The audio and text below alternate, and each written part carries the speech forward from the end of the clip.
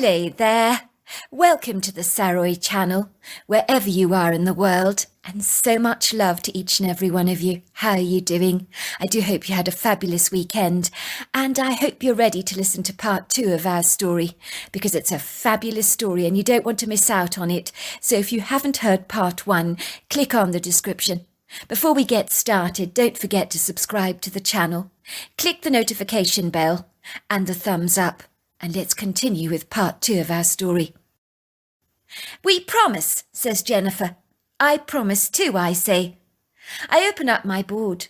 My bed is so large that we can all lie across it with our fingers pressed on the blanchette. Is there anyone there? I ask. The blanchette immediately moves, and the pointed tip focuses on the yes. Were you moving the blanchette? I ask my friends. No, I wasn't, says Jennifer. Nor was I, said Katie. We didn't move it. Is there anyone here with us? I repeat the question.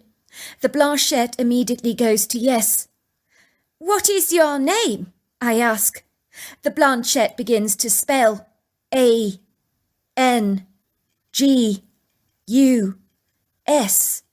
Angus! My blood runs cold. Angus is the name of my father. Angus, are you my father? I ask. The blanchette immediately goes to yes, straight away, without any doubt. Are you dead? I ask, my heart pounding in my chest. Dad, are you dead? My girlfriends give me astonished looks. I don't understand, says my friend Katie. Your dad left home after a fight with your mother. He's not dead, surely not. The blanchette goes to yes, and then it begins to spell out the letters D-E-A-D. Again it repeats D-E-A-D. And again D-E-A-D. It's spelling out dead. Dad, where is your body buried? I ask. The blanchette begins to spell O-A-K. New word. T-R-E-E. Oak tree. Who killed you, Daddy? The blanchette begins to spell out my mother's name. D-O-R-E-E-N.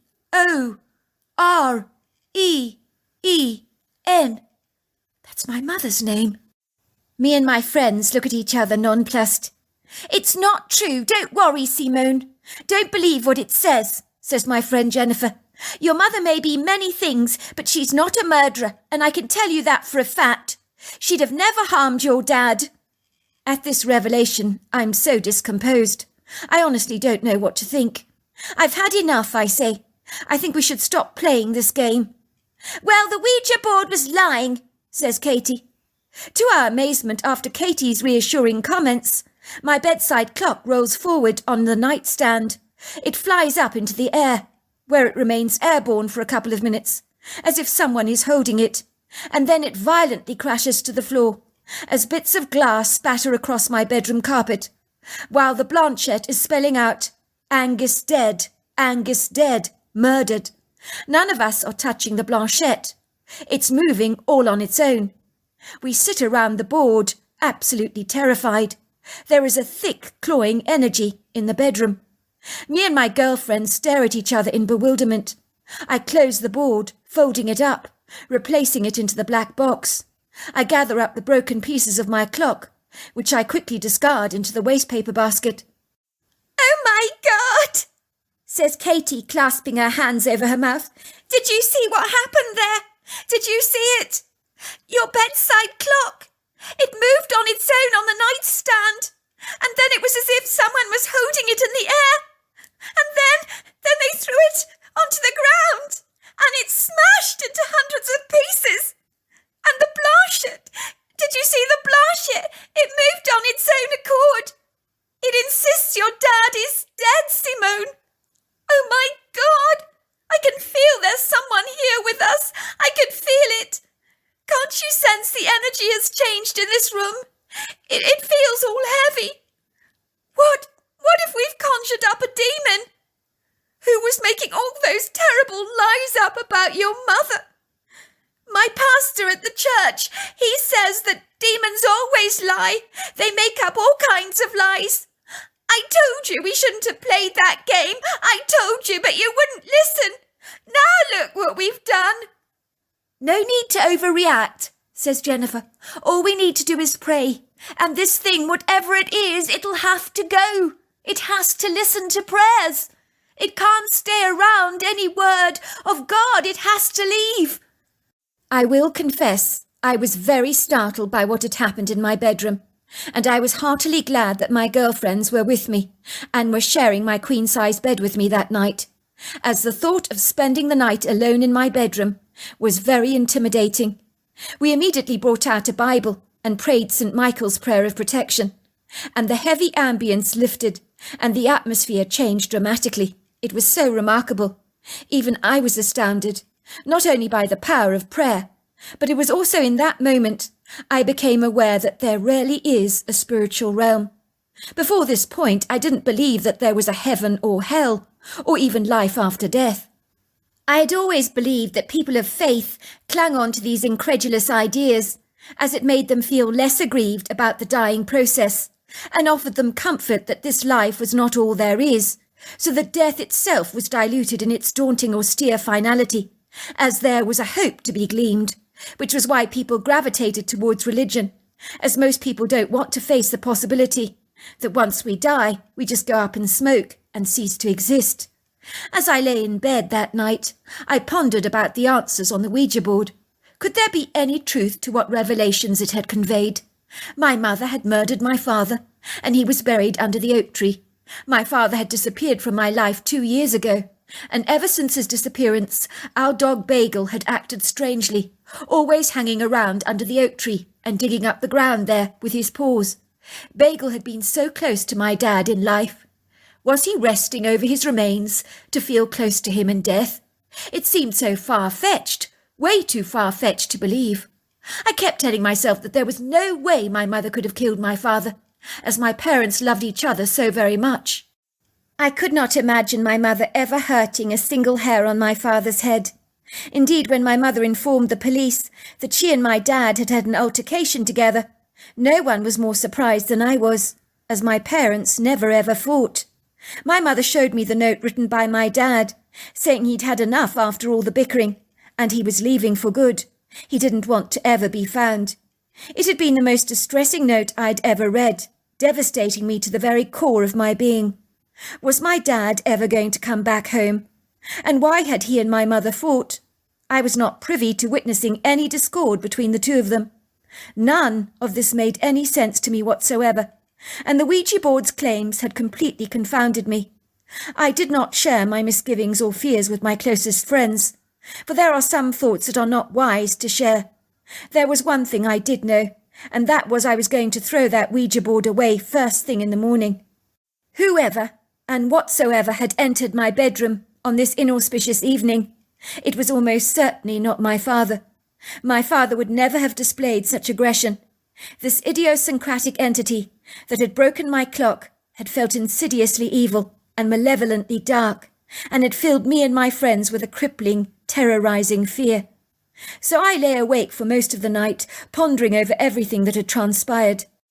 My brow was sweating profusely, my heart thundering violently in my chest almost all of the night, while my eyes restlessly tried to fight off the urgent need to sleep. Logan's account. As I turned in for the night, I was bewildered to see that the 2 cats that would normally sleep in my bedroom were nowhere to be seen. I had fed them, and they had abandoned the house with an eagerness I had never observed before.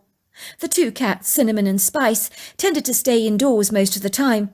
Most of the time were lackadaisical and affectionate, preferring a tummy rub and a tickle under the chin, rather than going exploring in the great outdoors.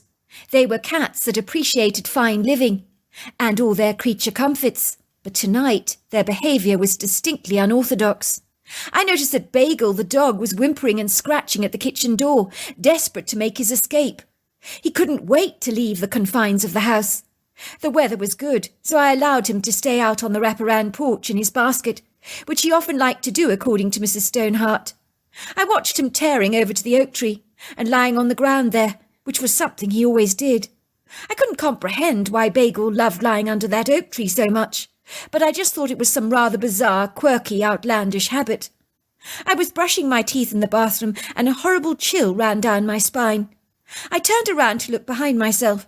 I got the most horrible, uneasy feeling that someone was watching me, but when I turned around, nothing was actually there. It was later during the night that I suddenly awoke with an abrupt start. I could hear heavy combat boots pounding up and down the staircase. Clomp, clomp, clomp. I felt unduly alarmed, wondering if someone had broken into the house, as I knew those boots were not made from the young teenagers sleeping under this roof, as all three of those girls had a very quiet footfall. The door of my bedroom just creaked wide open, but nobody was there. But I was certain someone was, but I couldn't see them. I could feel a bodeful, threatening presence, a dark, inauspicious, gloomy energy, and a feeling that someone quite menacing was watching me, although I couldn't see anything at all, nothing at all. Was I going completely mad, I wondered? But the doubts of my sanity were alleviated when the clanking, heavy boots plundered the oakwood floor of my bedroom, with the same repetitive, unnerving, clomping sound. Someone was walking towards the edge of my bed, but there was still nobody standing there. I was so astonished. "Simone, is that you?" I called out, feeling certain that the 14-year-old girl and her two friends were playing a macabre trick on me to scare the bejesus out of me. And boy, it was working. I was half expecting them to be giggling behind the door. But how could they pull a stunt off like this? The hair at the back of my neck was standing up on edge, and my chest tightened so hard, while a loud thumping from my heart seemed to thunder through my chest. The temperature in the room had dropped significantly, until it felt like a freezer unit, as an icy gust of cold air swirled around and around and around like a swarm of bees, making a strange, rather peculiar buzzing sound. There were no windows open. The weather was pleasantly warm. So why was I shivering? Why was I so numbingly cold? The next thing I knew was something had climbed onto my bed. I could feel my mattress heaving under a sizable, ponderous and heavy weight.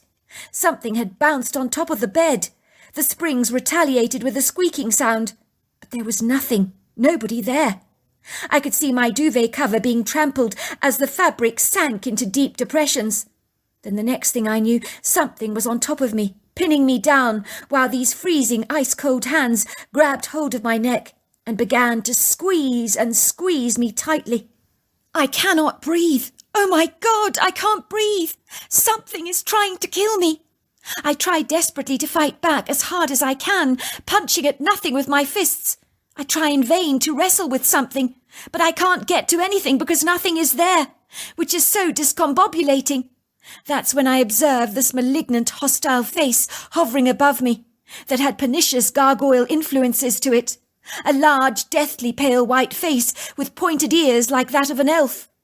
Blazing red eyes, the colour of traffic lights, canine teeth, and the most vindictive smile. This entity looked human, but then again it didn't. It was squeezing me violently hard. I was struggling to breathe, fighting this thing off with all my might.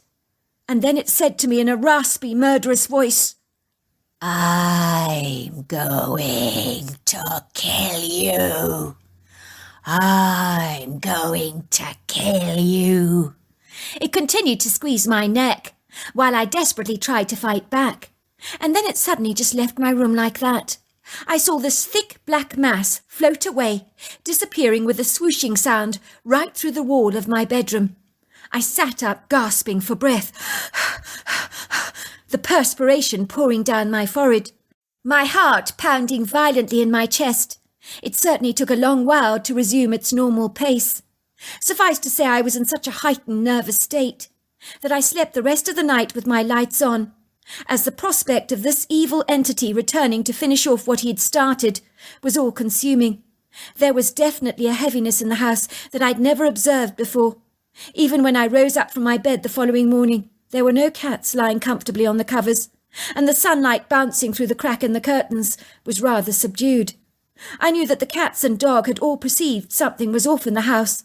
That was why the cats had abandoned my bedroom. It all made sense now, but this demonic presence did not. Where on earth had it come from?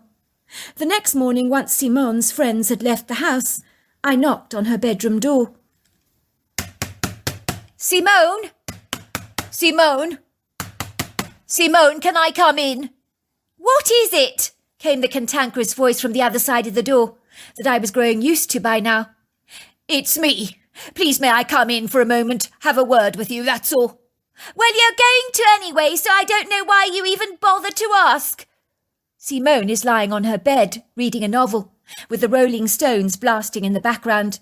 I notice she looks a little on edge today. There's a frightened look in her eyes that I've never discerned before. The girl looks distinctly troubled, almost as if something is weighing heavily on her mind. It's similar look that I've seen in my mother when she's aggrieved about something. "I need to ask you something, Simone. It's important, and I want you to be very straight with me. Is your house by any chance haunted? Have you had any paranormal experiences in here at any stage that you can remember?" At this, Simone looks at me with a bemused expression. Her voice sounds almost feeble, as her bullshy demeanour seems to drop away, like the seed pods from a tree. "No, of course not. Why would you say such a strange thing?" "Because last night I was attacked by a demonical entity. This thing, it wasn't human. I don't know what it was. I know you're not going to believe me, and—" I was expecting Simone to raise her eyebrows objectionably, even ridicule me for such a preposterous suggestion. But her eyes grow round with alarm. She clasps her hands over her mouth. I believe you," she says obsequiously. "Me and my friends, we did something really stupid last night. I'm really scared, Logan. I've been a complete idiot. I can't believe I was so stupid." "What did you do, Simone?" I asked. "Did you bring this monster into this house? You're not involved in witchcraft, are you?" I asked, looking at Simone aghast. Nothing like that." Simone gets off her bed. She pulls out a long black box that contains a Ouija board and a blanchette. We played with this last night. Honestly, Logan, it was only a bit of fun. We just asked a few questions. The thing was answering us. It claimed to be my father. It was saying my mother had murdered him and buried him under the oak tree out there. You know the spot where Bagel lies down a lot? In the end, we put the board away. We couldn't continue playing. We were so scared. You see, my bedside clock actually slid across the nightstand all on its own and went crashing off, landing all over the ground. There was glass shards everywhere. She walks over to her wastepaper basket and shows me the evidence of her damaged clock. I stare at the broken pieces blankly. It also began moving the blanchette on its own, spelling out my father's name, Angus, claiming he was murdered by my mother, which is such a big lie. My mother would never ever do that. But then you know, demonical entities, they always lie about everything. "So you saw the clock just slide off the nightstand?" I say. "That's right. It lifted off on its own, remaining in the air, almost as if someone was holding it. Then it crashed to the ground. We didn't scream. Actually, I'm quite surprised we didn't. But I think maybe our fear was hijacked by this sense of, stunned stupor, I suppose. It was like we could feel a heaviness in the room. It was thick and oppressive, like the air became dense with a tangible darkness that you could actually sense. It was intimidating. So we immediately started to pray. The energy lifted. The thing went away. We were so scared, Logan. We slept all night with the light on. If this thing attacked you, it means it's still in the house. There's no telling what it's capable of doing. What are we going to do?" "I tell you what I'm going to do. I'm going to call Father Waitman. We need him to come here tonight to pray over this house. You need to make sure you throw this thing out, this Ouija board. Go and put it in the bin. Do you understand?" Simone nodded and dutifully dashed downstairs to let herself out into the backyard, where I could hear her dispatching the Ouija board in the bin. Well, at least that nasty thing was out of the house. That was a good start. Father Waitman arrived at our house in the late afternoon. He was a very good man who was of Irish ancestry and wore his heritage proudly. "So what's this all about, young Logan? Your phone call intrigued me this morning," asked Father Waitman, as he climbs out of his vehicle and closes the door behind him. You say you were attacked last night by a demonical entity that was conjured up when Simone was playing with a Ouija board with her friends. The demon pretended to be Simone's father, and later on it attacked you. Am I right? That's right, Father. That pretty much sums what happened to me last night. This thing, Father, it was wickedly evil. It physically attacked me. I've never been so scared in all my life. I really thought it was going to kill me. I pulled my collar back so the priest could examine the black bruises around my neck that looked like 5 finger marks. Nasty, says the father. Very, very nasty. He examines my neck. Something certainly attacked you. The question is, what? Lead me into the house. I want to see if I can pick up the energy, will you? Me and Simone wait with bated breath in the kitchen as we hear the father walking through the rooms in the house. He then reappears into the kitchen. There's something demonical in this house for sure. The energy is dark, heavy, decidedly wicked. I'm in no doubt that when you were playing with that Ouija board, Simone, you invited a demon into this house, I'm afraid. By playing with the Ouija board, you gave him permission to enter our reality. We need to send him right back from whence he came. It's not unusual for a demon to pretend to be someone they're not. They're the masters of duplicity, so I'm not surprised the demon emulated your father. So do demons lie about everything, Father Waitman? Asked Simone. Do they ever tell the truth? Only if it suits their agenda, says Father Waitman. But Father Waitman, can we really get rid of this thing? What if we can't? Of course we can get rid of it, says the father. With God, all things are possible. I'm going to get you, Logan, to burn the incense as we walk throughout the house. I'll be sprinkling holy water in every room, and we will be praying very hard. Now, I need you to understand that this is a team effort. You cannot afford to be afraid under any circumstances. Do you understand that? No matter how intimidated you may become. I need you to hang on to your faith like your life depends on it. Imagine if you're in an ocean, and the only thing that is keeping you afloat is a piece of driftwood. You'd cling to it for dear life, wouldn't you? Until you were rescued, would you not? We nod. There you go, says the pastor. Likewise, I need you to cling to your faith like that piece of driftwood, no matter what.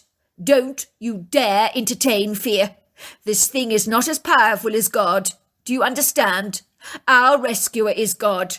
He will rescue us if we remain in our faith. So I need you to trust that all will go well. Do you understand? We nod dutifully, ever grateful that the pastor has come to our rescue, for we can sense that the clawing energy in the house is easily tarnished by an ominous heaviness that was never here before. We move through every room in the entire house. The father is generously sprinkling holy water everywhere, while I'm burning frankincense from a metal censer with chains known as a thurible, which I'm swinging around as the smoke permeates the entire house with a pleasing woody fragrance. Saint Michael, the Archangel, defend us in battle. Be our protection against the wickedness and snares of the devil. May God rebuke him, we humbly pray. And do thou of Prince of Heavenly Hosts, by the power of God, thrust into hell Satan and all his spirits that wander through the world for the ruination of souls. For a while, I hasten to say, I almost feel foolish going around the house praying these prayers, as everything around us seems so benign, almost indifferent to what we're doing. But things radically change when we end up in my bedroom, which we'd chosen to do last, as it was the only room in which I was attacked. I remember when Mrs. Stoneheart had shown me into this bedroom, with its emerald green bed covers and pale mint green walls that mirrored the verdant views of the countryside. I had been beguiled by the attractiveness of the room. But now its attractiveness has been swallowed whole by an all-consuming dark energy. It was clear to all of us we had contained this demon. He was here in the room with us. We closed the door behind us rather reluctantly, while the father opened the bedroom window. We began to pray, and then quite suddenly something pushed me down so hard. I could feel hands snaking around my neck, and something hissing in my ear. I don't know how I held it together, but I did. The priest's story of clinging to the driftwood for dear life helped me to remain grounded. Something began to growl, but we continued to pray. And then we saw this thick blanket of black mass just leave through the window, rising up into the air, and vanish before our very eyes. "It's finally gone," said the pastor. "We got rid of it. It could have been a lot worse. I've done lot worse than this, I assure you. But luckily you only summoned it recently. The longer you leave it, the stronger these entities become. So I'm glad you called me when you did. Thank you, Pastor Waitman. Thank you very, very much for helping us out today. I'm most grateful to you." "So am I, Pastor Waitman. Thank you so much." We both hugged the priest gratefully. Suffice to say, my relationship with Simone changed after this experience, as we had been brought together in tumultuous circumstances which had made a girl who saw me as an enemy her friend. Everything in the house had shifted dramatically. The energy was light and airy, and the cats were once again lying happily stretched out on my bed, as if nothing had changed, and Bagel, whom had spent most of his time running around the backyard and lying in his usual spot under the oak tree, was now bounding around the house, wagging his tail and emitting excited yaps. I could tell that the animals perceived that something had indeed lifted in the house.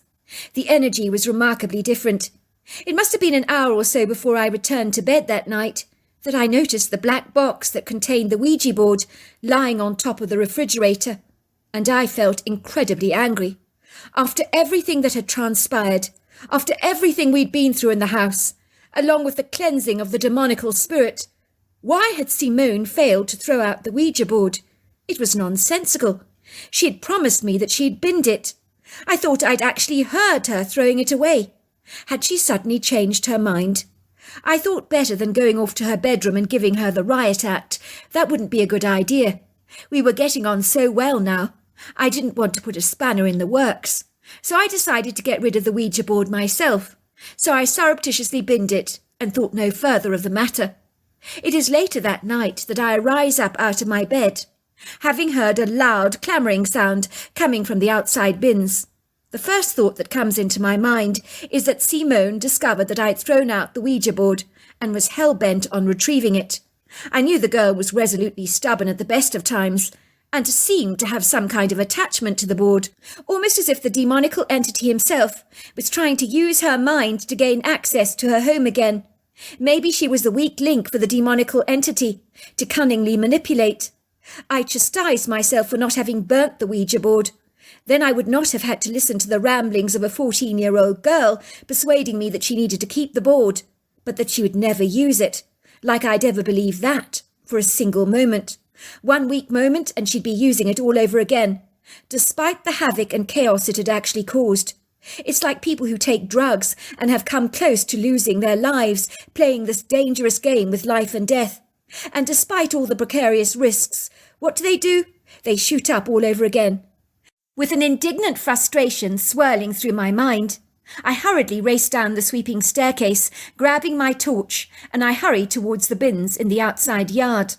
I'm expecting to see Simone standing there, desperately trying to retrieve the Ouija board I'd binned, but it is not her that I'm seeing. I see this huge, ambiguous figure hovering over the bin and sifting through the rubbish, throwing the unwanted debris, paper bags and boxes all over the ground. It then pulls out the black box containing the Ouija board. What the hell, I think? What on earth is this thing? And what does it want with the Ouija board? The light of my torch hovers over this creature, and that is when I see him clearly. The creature is 9 foot tall, covered in hair as dark as coal, built like a powerful army tank, with overlong arms and a pyramid-shaped head that sweeps down into a pair of gargantuan-sized shoulders. It would have been easy to think, based on the dense shape of this massive creature, that this was another demonical being like the one I'd encountered the previous night, that had tried so desperately to strangle me. When the creature looks up at me through its soulful, deep-set yellow eyes, I know this is no demon, for the creature has the eyes of an angel, and in that moment, that was what I actually believed he was.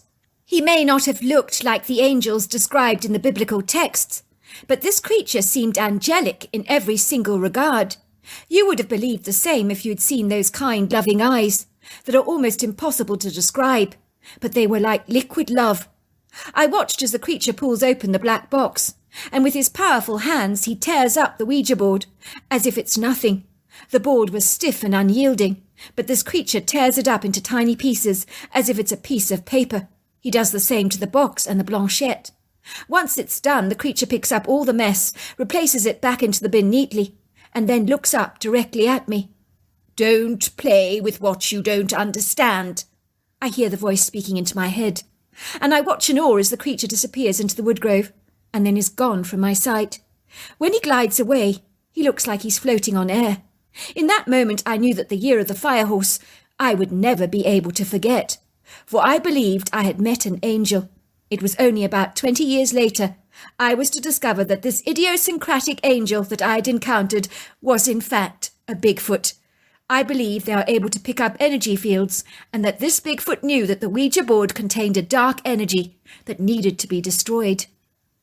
30 years later, my mother-in-law calls me and my wife, Simone, into the bedroom. Yes, believe it or not, that obnoxious teenager, Simone Stoneheart, actually became my wife later on in life. If you had told me I'd have married that unruly, belligerent, rather capricious young lady, I would have almost certainly laughed in your face and said, "Never!"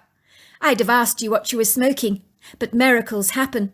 Suffice to say I remained friends with Simone for many years after the horrifying paranormal event in her home that bonded us together.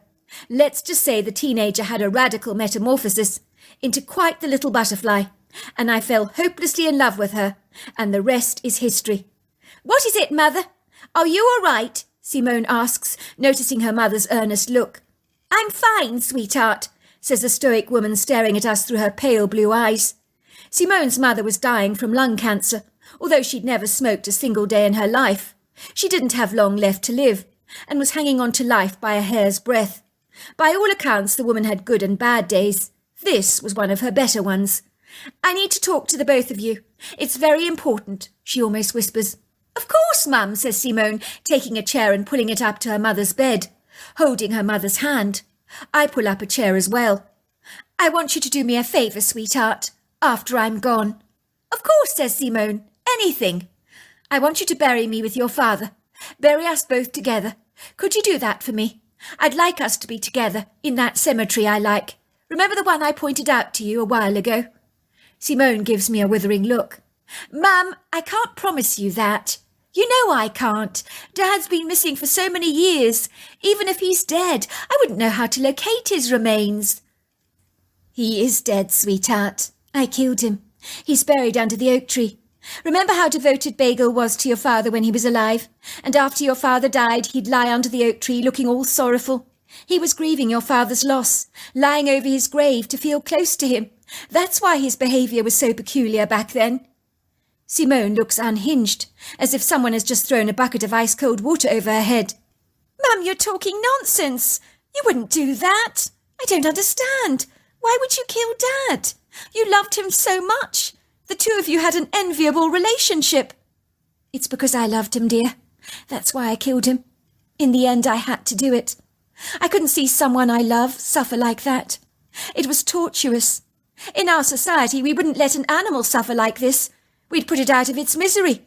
Your father had been begging me to kill him for ages. He was in unendurable pain, sweetheart. You know, your father fell off that horse, don't you remember? He damaged his back really badly. He was in excruciating pain, a pain that simply refused to go away. We did absolutely everything we could to eliminate the pain. We visited consultants, experts, doctors, natural health care practitioners, but they were so useless, unable to help us find solutions to this problem. Your father was put on the strongest, most potent painkillers and medications that worked for a short while, but the tenacious, unrelenting pain would always come back. Sometimes your father would weep. The pain was insufferable. Your father wanted to put a bullet in his head, but he just couldn't do it. He believed suicide would mean his soul would be left in limbo. But if he was killed, he would be able to rest in peace. I know your father put on a brave front, but you have no idea what that man went through. Some nights he just wept and wept, begging me over and over again to help him. One day I agreed to do it. I couldn't bear to see him suffer a moment longer. I remember he took a ton of painkillers and helped me to dig the grave under the oak tree for himself. I don't know how he did it, but he did. Do you remember that absolutely wonderful day we had together, when we went to the diner as a family? You had your favourite food. You had a double thick chocolate milkshake, burgers and chips, And later your dad bought you that beautiful silver bracelet with a diamond clasp. Don't you remember that? Simone nods. The tears spill down her cheeks. I remember, she says, choking back the tears. That was one of the best days of my life ever. That was his way of saying goodbye to you, sweetheart. Mrs. Stoneheart points to her cupboard. Would you be so kind as to bring down that shoebox, Logan, over there? No, not that one, the pink one. Open it up, Logan, will you? There's an envelope in there with a letter. It says, to whom this may concern. Open it up, will you? Read it to us. It says, to whom it may concern. I have asked my wife to smother me to death. She will be doing this by sitting on my head in the grave I will be lying in, so she doesn't have to move my body to the grave site, because I would be far too heavy for her. It should be easy for her to cover my remains up with the loose soil. She is in no way responsible for my passing. You cannot and will not convict her for something I have asked her to do for me. This is a mercy killing that I begged her to do for me for weeks on end. I literally begged her for help until she relented. There were no doctors, consultants, or alternative help practitioners that could do anything to ease my suffering. No one could help me. My wife did this with a huge reluctance, but out of the goodness of her kind heart. I would have happily spared her this responsibility, but I believe committing suicide would subject my soul to limbo, so that is why I asked her to do this for me. I am hoping you will never be reading this letter, that no one will know my true story, that I will be a missing person that no one can trace. But should you be holding my wife behind bars for something she did not do willingly, then shame on you, and I say it again, shame on you.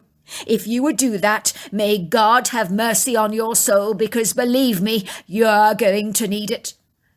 No self-respecting, decent human being on this earth would find my wife even remotely guilty of killing me, out of a courageous act of compassion.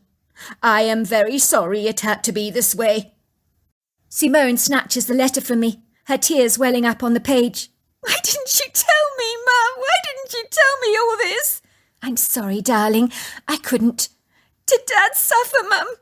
I mean, how did you actually do it? Like your father said. First of all, we both cried. We hugged each other. Your father told me he loved me, and he was desperately sorry that he had to do this. Then he lay back in the hollow in the ground, and I put a pillow over his face, and I sat on it for a while, with all my body weight, blocking his airflow. It wasn't actually too hard, funny enough. Did he struggle, Mum? Try and fight you off? No, he didn't. He moved around uncomfortably, but no, he didn't. It was over very quickly. He looked so peaceful. I lay in that grave with him for over an hour, with Bagel at my feet. Poor Bagel. He was so distressed. He was trying to wake your father up with his paws, but he just couldn't. I then just covered your father's remains, and the pillow, with the loose soil, and then I brushed all the dead leaves over his resting place, and that was it. So you reported Dad missing. I know you did that. Of course I did. A policeman came over, but I was so genuinely distraught that he knew how upset I was. They weren't suspicious of me at all. I gave them the note your father had written as a cover. It said, "Sorry, I can't take it any more. Our fighting has driven me to the edge. I can't bear living with you any more. I'm leaving. Don't try to find me." When the police read my letter, they said to me, "I'm sorry, ma'am. Your husband left on his own accord. He doesn't want to be found." It was as easy as that. "You and Dad really thought this out," says Simon. "Poor Dad. I remember that day after he bought me the diamond bracelet. He said to me, 'Simone, this is to remind you that I always love you, no matter what, and don't ever forget that.' He did love you, sweetheart, very much indeed. He said if you were to ever find out the truth about his passing, he wanted you to know that he was very sorry, but he loved you very much, and to please forgive him." Simone is blubbering now, the tears consuming her face as they trickle down in long trailing streams. "Of course I forgive you, Dad, wherever you are. I'm just so sorry that nothing could have been done for you, and this all had to be clandestinely covered up. It's not right, Mum, that you and Dad had to live with this secret." I put my arms around the dying woman. "You know what, Mrs. Stoneheart? I am so impressed with you. So incredibly impressed, I don't know what to say. I always knew you were a stoic character, hiding a grievously deep hurt from the very moment I met you. I really commend you for your incredible courage. What you did was so brave. I don't know if I could have done it myself. Oh, you could, Logan. If you saw my daughter suffering in that kind of pain, you would have moved the world to eliminate it for her. It's called love. There's nothing complicated about it at all. It is what it is. I know it's a lot to ask, Logan, but could you dig up my husband's remains and hide them under my body in the coffin so we can be buried together in the same casket? Of course I'll do it. And that's exactly what we did. When I dug up the remains of Simone's father, there was not much left of him. I was able to put his remains in a plastic bag. It was easy to hide his bones under the upholstering in my wife's mother's coffin. When we requested a moment of privacy in the church to have some quiet time with my mother-in-law, we were able to discreetly tear away some of the upholstering, and the bones were discreetly tucked behind my mother-in-law. But I'm glad to say no one opened the coffin, and so Simone's mother got her wishes, and her secret stayed buried with her. Looking back, we realized the demon that masqueraded as Angus, Simone's father, had actually told us some truths when he told us that he had been killed and was lying underneath the oak tree. So there you are. That's my story. Wow, what an incredible story. Until next time, goodbye and good night.